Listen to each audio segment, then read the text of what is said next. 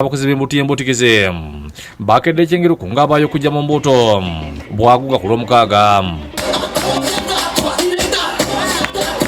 Abantu bangi abalina ebitundu beetali mu mpaka ez'okunoonya n'awangula akadde k'ensimbi nga kubona bataano balondeddwa okwegatta ku balala abazze basunsulwa.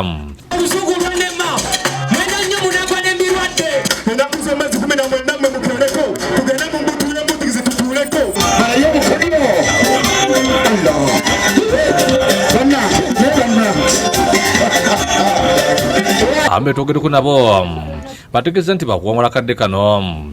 Akakadde ke ngenda okuwasa nze seetaaga kakugula bintu obwedda tuli ku bya ssente. Sinsimula kayimba kababanda sinsimula ze nange kanyumidde nze mukedde tuwadde omukisa okubanga twolesa ebitone byaffe mu bbanga nga ssente nayo n'abasizifunye abazaali ngenda bbaako wentuuse. Embuutikizi terivaawo bakuba muzikizikiziki gwakawaawa nguwulira kawaawa gulinga piraawo. Akakadde kange n'omutunzi ali kutunga nsawo mwe naakatwalira. Jokanington amanyiddwa ng'emusi Maswanko akunze abantu okujja mu mbuto y'embutikize kuba bannamukisa bangi bakuwangula ebirabo.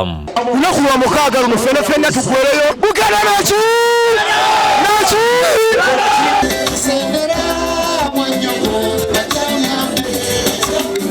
Yemmeri wa Kyengera Town Council Mathias Olukaga naye akunze abantu okujja mu mbuto y'embutikize bwaguuga.